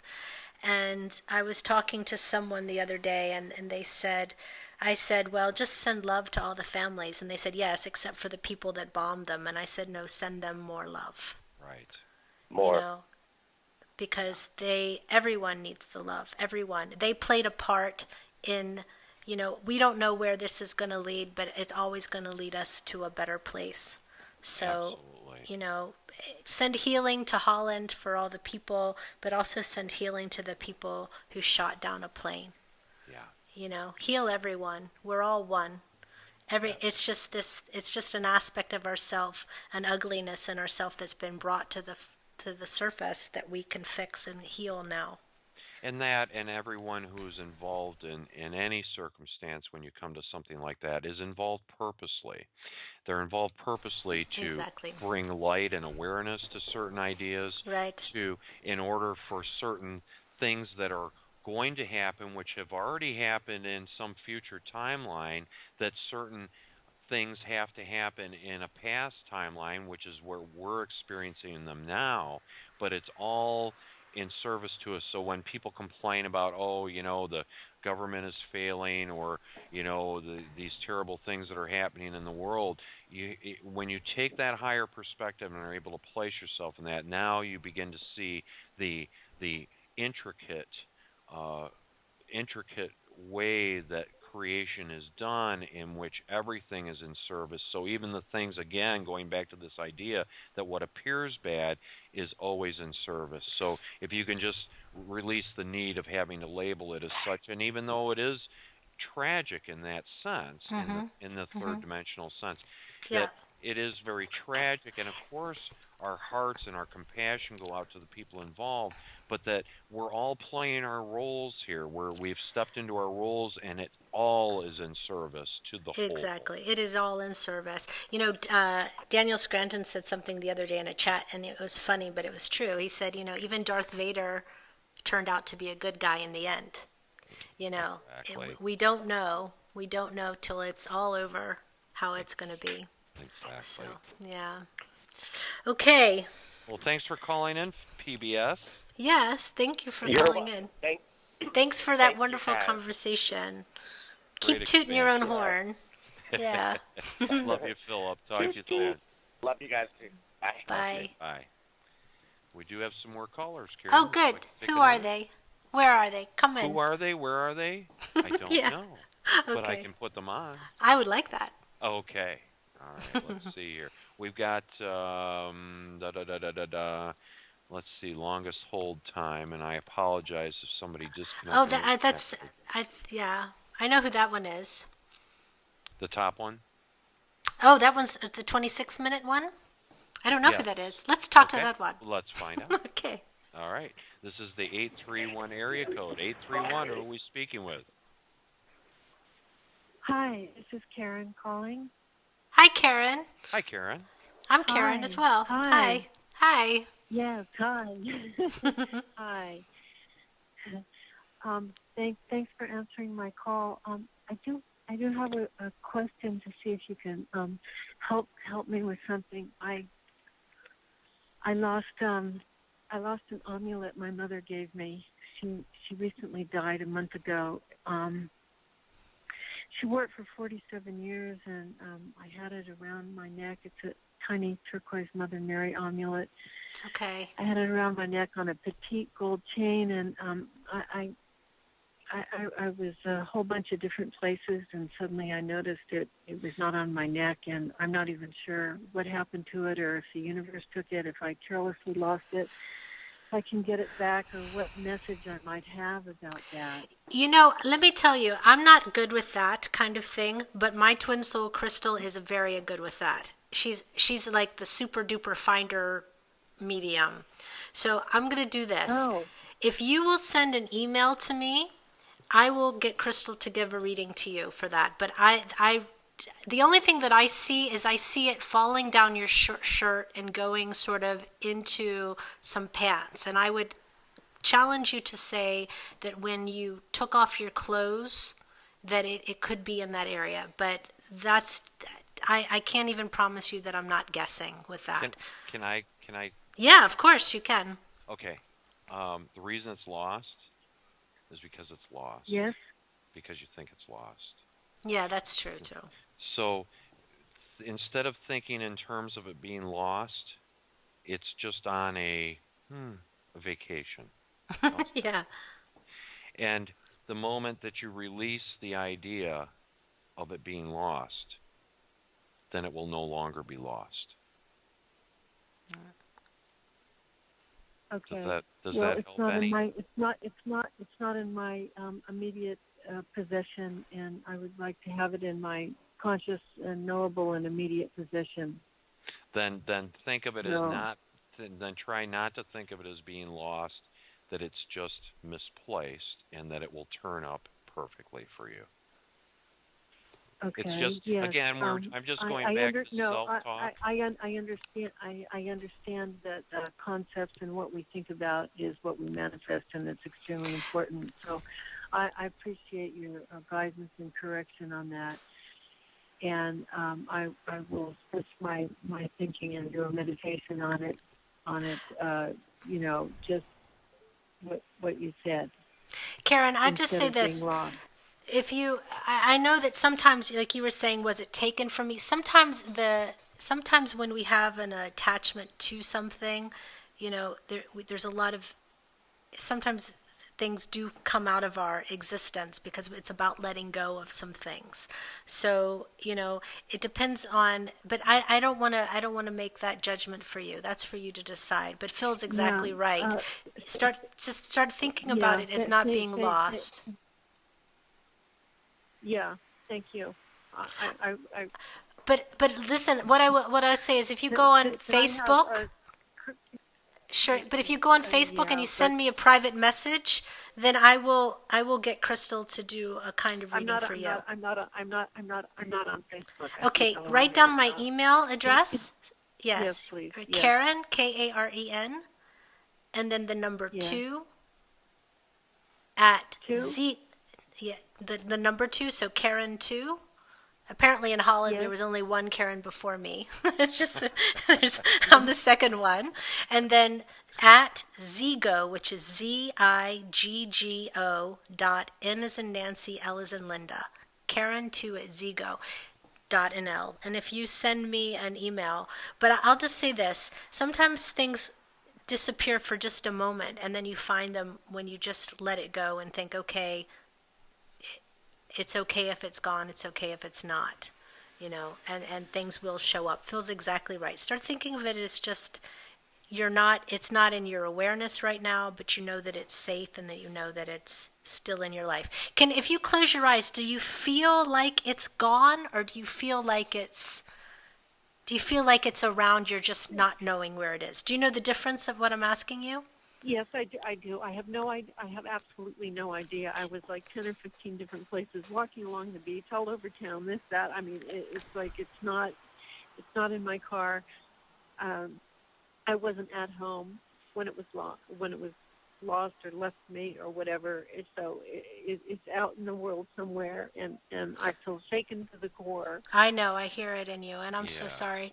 I'm sorry. I know that there's an emotional attachment. What you have to do is you just have to believe that it will come back to you, and just leave it there. But what I would do mentally is what they tell you to do is just to walk through your day and feel. I've done that. I've called everywhere. I've felt everywhere. I've gone everywhere. I've called everywhere.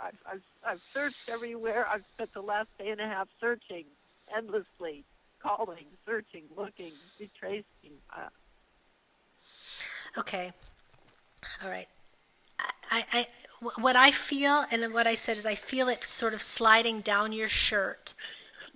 And into your bottom of your shirt, and so it would have come to a point where you would have taken. It's not in my clothes or shirt or pants or anything like that, and it didn't fall out in a place where I've been able to locate it. I was out all day. Mm-hmm. And this was just today or yesterday? No, it was yesterday. Okay. I was out. I was never at home, so it cannot absolutely in any way be at home. Right. Send me an email, seriously, and I will get in touch with Crystal, and we'll do our best to help you. I don't pick up a lot. I feel it, like I said, I feel it sliding down your neck, and then I feel it settling in your shirt. And I don't know if you were somewhere where you would have gone to the bathroom, and were you somewhere where you went to the bathroom and then you took off your pants and then it would have come out then? But I do feel it sliding down your neck. I just don't have a real feel of where that was. But Crystal's so much better at that than me. She really is. Okay. And I'll send energy to help you locate it. Thank you very much. I'll send you the email. Send me Thank the you. email. Really good. Yeah, and we'll do our best. Thank you. You're welcome. Thank you. Best wishes, Karen. Much love. Thank you. Thank you. Thanks. Thank you. You know, Okay. it's sometimes it's hard to think positive when you're just in the middle of feeling something, you know. Right. And sometimes it's hard to like get into that space, and there's an attachment, and I can imagine when it's something from your mother who's not with you, Gosh, yes. you know. Yes. So I want to do my best to help her find it. Absolutely. Yeah. Absolutely. Would you like to speak with Rakia? I would. I'd like to. Ooh, well, let's bring Rakia on the line. Hello, my dear. Hi, guys. Hi, I'm sitting here Roxamania. listening to Karen and hi, baby. Roxamania. That was so funny. I would like to kind of like that. It's Roxamania. Rocka-lunga-ding, rocka-rama. Okay. Exactly. That's you. Let me. I know.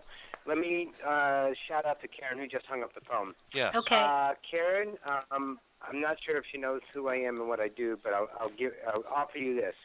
What I got was Mom saying the relationship between you and the amulet was defining the relationship that you had, and you were holding on to the memories of what was between you and your mother.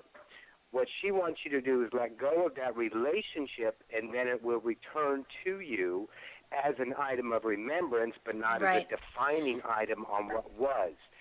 She wants you to connect to her in a vibrational state that is more intimate than was in the physical.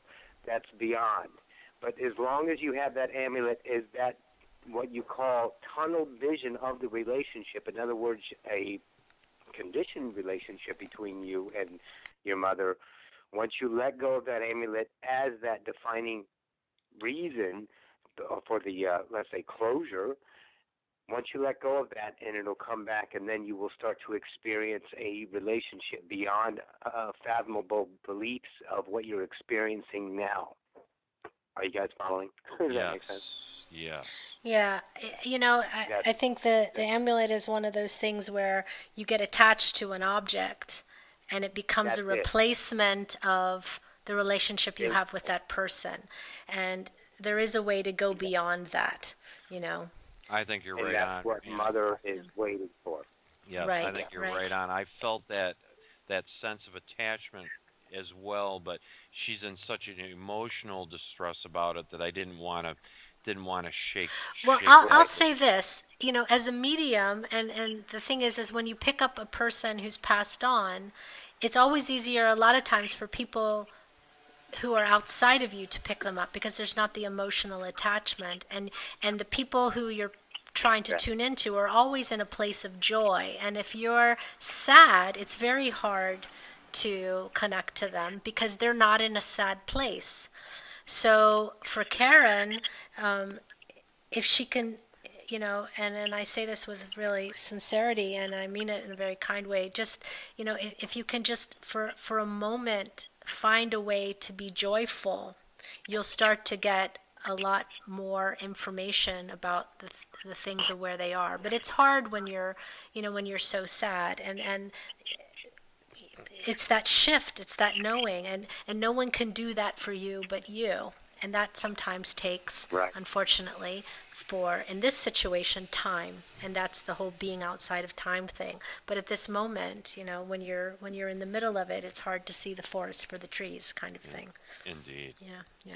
Right. So, yeah. And I think this co-creative moment is an absolute, let's say, shift in reality for her, for healing and understanding, and then to be realized, the intimate relationship in a vibrational state, of course, not in physical, way beyond that, way beyond measuring words that we can actually equate to in 3D languages, that is waiting for her. So now that she can unshield that by understanding the relationship between her and her mother in the new fashion, instead of the perceived of the amulet as, oh, I'm indebted, I love you, and I need to hold on to this for dear life. Let go of that, and then you will experience way beyond your expectations. It's a beautiful moment for Karen. I'm very excited, and I know she's going to find it, and I know she's going to call back. I don't feel like it's gone from her either. I think she'll find it. Yeah, I think she'll find I it also very think soon. she'll find it, and it'll At be the just it'll be a confirmation of her connectivity to her mom. This might also just be a nice way for her mom to reach out to her Yes. and show her Yes. that she's still around. Yeah. So, but we'll see what happens in the coming time, and I'm looking forward to getting her email. So Miss Roxy, tell us something amazing. Okay, I'm going back to PBS's being in the slipstream. I Yeah. was on Google Circle talking in a nice little chat room a little while ago, and then poof, I looked at the computer and it says Philip Malika's online, and I said, oh, it's time for Karen's show. And I wasn't even thinking about it, but I was in the moment, and of course I don't need to think about anything outside of time, or outside of the now, in time, and then poof, it was there, and I was like, yay, and I got so excited. And look at this show. It is rocking. It is rocking. I'm so excited. Just to tell the audience, Roxy was on the line before we started, and we just wanted to say a quick hi to her. And then we turned her on, and she was talking to someone else.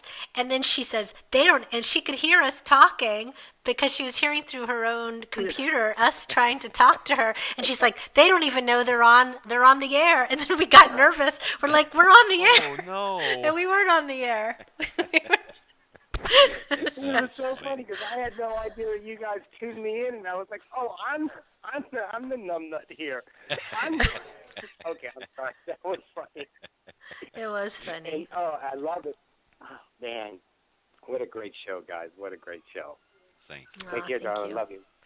Okay, thank you so much. Put me back on hold, and if I raise my hand, I'll have something else. But if not, keep on rocking the world. Well, thank you. Thanks, sweetie. Thank you. Do we have anybody else on hold? Love you guys. Oh, yeah. I love you too, Roxy. Sorry. Oh, Thank yes. you so much. Actually, I can see someone here that wants to say hello, so let's bring them on. All okay, right. 269 area code 269. Hey, how we doing, guys? Oh, hi.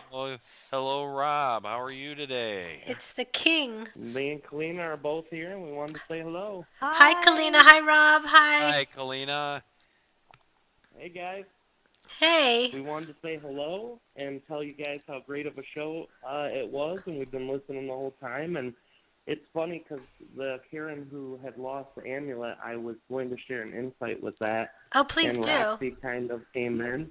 Well, Okay. she came in and explained most of it. I just understand that sometimes when we lose things, they demanifest from our life because we place an attachment to them that is usually based on a negative energy of fear or worrying that you're going to lose something, and those negative emotions can demanifest it so that you can kind of refocus your energy on the more important aspects of what it means to you, the relationship in itself. And when you finally release that fear, you'll find that remanifest back in your life. So beautiful. Exactly. And that's, it's like letting it go, and then it will come back, It's just, sometimes it's about refocusing your energy. But we can all empathize with her and understand the idea of why it's so painful. So let's keep that in mind as well for everyone. It's not about saying no, of course, Yeah, don't want to make light of anyone's feelings and ideas, because I have had that happen to me before with sentimental things for my son, sentimental things for my family too that have just disappeared. And when I refocused, I got them sometimes, and sometimes I never got them back. And when I didn't, the pain kept with me for a while. And when I released it, it was at a much later time, and it never remanifested, but the whole thing had taught me a lesson that I needed to learn. But you never can see something like that when you're in that moment of frustratedness or pain, because it's hard. We love people, and we attach a lot of energy of the loved ones to certain things. So I wanted to send my condolences to, and just tell her that keep a positive, upbeat attitude with it, and everything will work out as it needs to. Exactly. And it's just like I said, it's like we've been all saying, it's just an opportunity for her to make a connection that's, hello? Yeah, I'm still here. Oh! I thought someone was saying ooh, like I'm something here. was going on. Oh, okay. No, but it's just. You blipped for a second. Oh, did I blip? I do that from time to time, you know. Yeah, you're good now. I blip sometimes, but it's just an opportunity to make a different She went kind out of for a connection. second. She was riding around on a really awesome spaceship somewhere. I just left. I just took off. Yeah, but it's an opportunity to make a different kind of connection, you know, as opposed to putting so much energy into an object. It's about making the connection and knowing that that person is with you all of the time, and having that connection as well. Yeah. Aw. Absolutely. Yeah. Well, thank you guys for sharing your insights, too. We love you guys very, very, very much, and we're enjoying the show very thoroughly.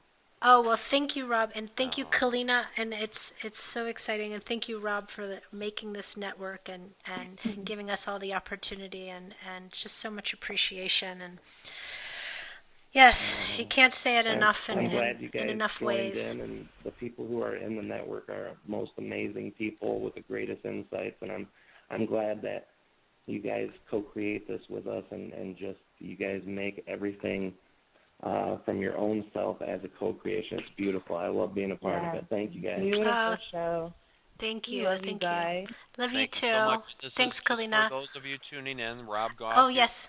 host of the Wednesday night show, the Enlightenment Evolution Hour at 9 p.m. Eastern, 6 p.m. Pacific. Kalina Angel, who just had her first show Friday night, 9 p.m. Eastern, 6 p.m. Pacific, the Earth Experience with Kalina Angel, and we're very pleased to have you both on. And the previous caller, Roxanne Swainhart, has the Saturday show, Odyssey of Ascension, at 11 a.m. Eastern, 8 a.m. Pacific. So pleased to have you all join us. Thanks.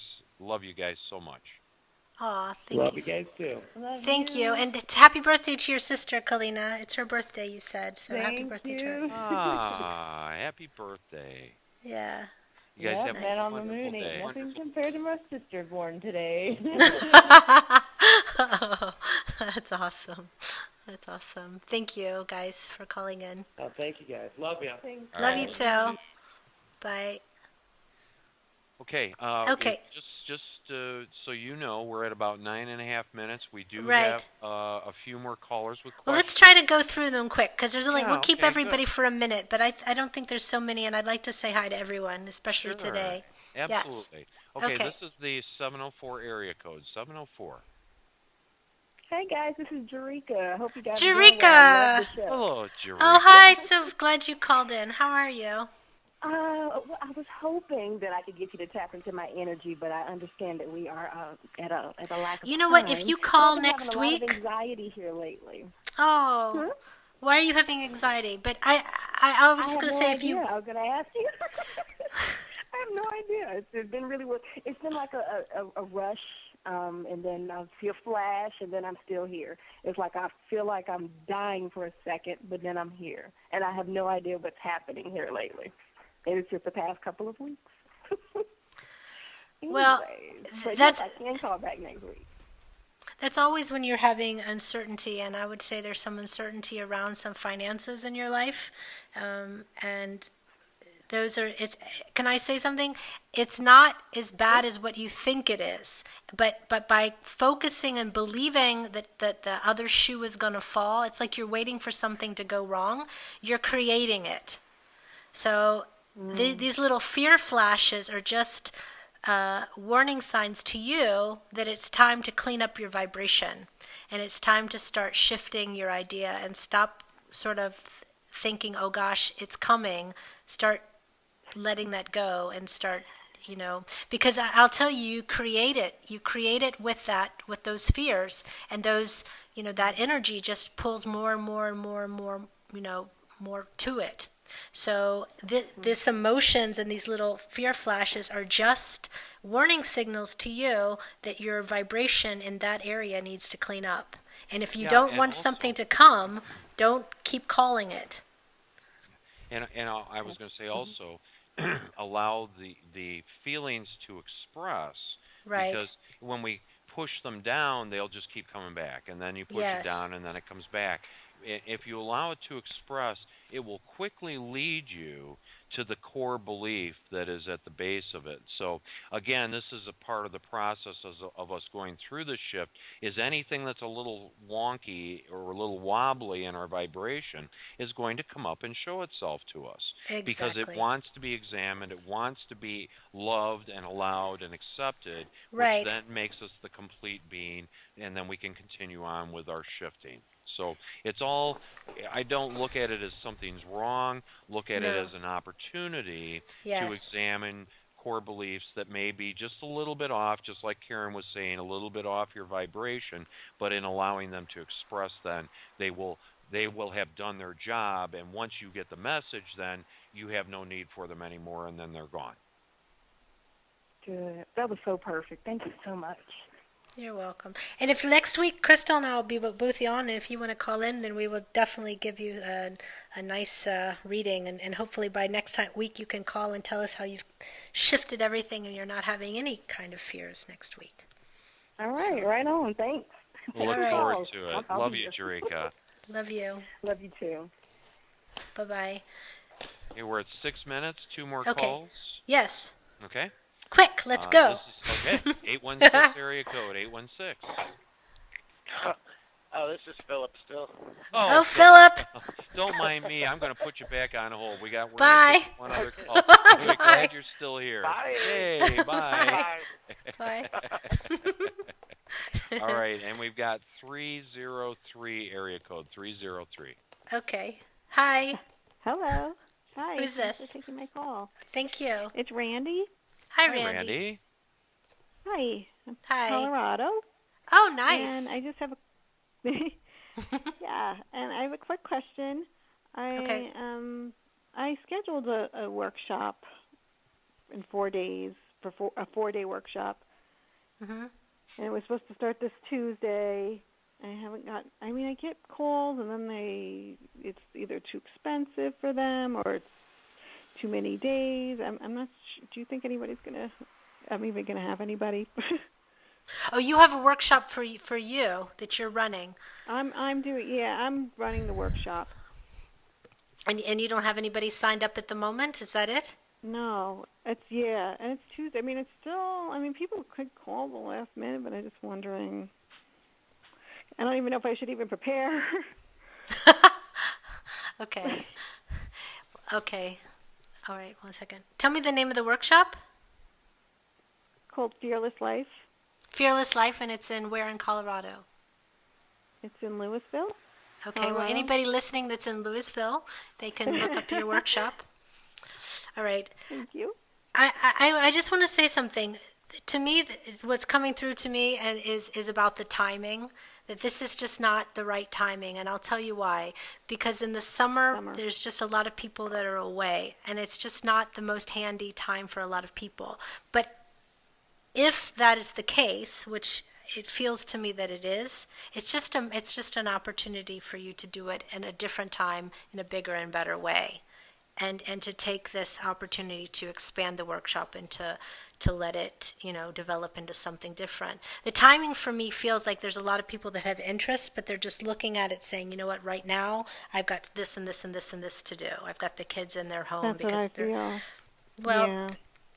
So, but that's and okay. I have to have courage and do it in 2. I could do this workshop as a full day, or I could do it in 2 days or 4 days. But right now, I'm just more comfortable doing it in 4 days. But I think that prevents people from coming because then, maybe one of the 4 days they can't come. Right. That could have a lot to do with it. So it might just be a message to just re-examine it and maybe start with one, and you might get people who really enjoy that and then would be willing to do a longer one. So don't look at it as a negative once again. See it as an opportunity. Oh, no. Yeah, see it as an opportunity. You don't see anybody. To make adjustments. Mm-hmm. I think, it's not that I don't see anybody, but I don't see anybody, to be honest. But I don't want to create that for you. And that's why I was saying earlier that these kind of readings are about, it's more about you creating and you taking a more active role in creating it. And if you're not seeing reflected back to you what exactly that you want, it's about changing what you're putting out to bring it in. Well, but take all of it as a learning. I got people from my last workshop. Mm-hmm. So I don't know what I'm putting out there this workshop that I put out. But it doesn't have to be. The thing is it's you scheduled it at a certain time, and sometimes that's just not the most handy moment. I mean, things can just change with it. It's not necessarily me who's putting out something negative. It's just it's not about negativity. That's what I want to tell you, and it's always you. That's the point. It's always us. It's always what we're putting out. But we have to always look at that we're always putting out the best thing for us. So if something's not happening that we want, then there's always a reason, and that's the opportunity for growing. 90 seconds. So what? That's what I don't understand. What did I do this last time that I didn't do this time? Well, you made choices probably that didn't, How do I answer that question, Phil? Because can you help me? You know why I did this? Because I told us. Okay. I did it for a reason because someone said I was going to have a workshop right after the other one, so I did purposely did it like 3 months, like 2 months in. But all right, thank you. Appreciate your feedback. Yeah, call back. Okay. We'll have more. Thank you. Thank you. Bye-bye. Bye-bye. Sorry I couldn't answer her question. Okay. Yeah, Kalina just said that she's not in her highest excitement, and I think it's a matter of if someone tells you you're going to do something, you need to do it because it's a motivation that you have as opposed to someone else telling you. And that's why, like I said earlier, I'm not crazy about doing these kind of readings because it's about asking someone else to tell you what's going on in your life. You are creating your own life. You're at 20 seconds, my dear. Okay, well, thank you everybody so much for tuning in. Next week I have Crystal Vandenacker. I love you all, and it's been a wonderful first show, and thank you for sharing this experience with me. This has been About Oneness. You can visit me on aboutoneness.com. Check out the Enlightenment Evolution Network on Enlightenment Evolution Network on Facebook. Love to all. Love to everyone. Thank you. Bye-bye. Bye-bye.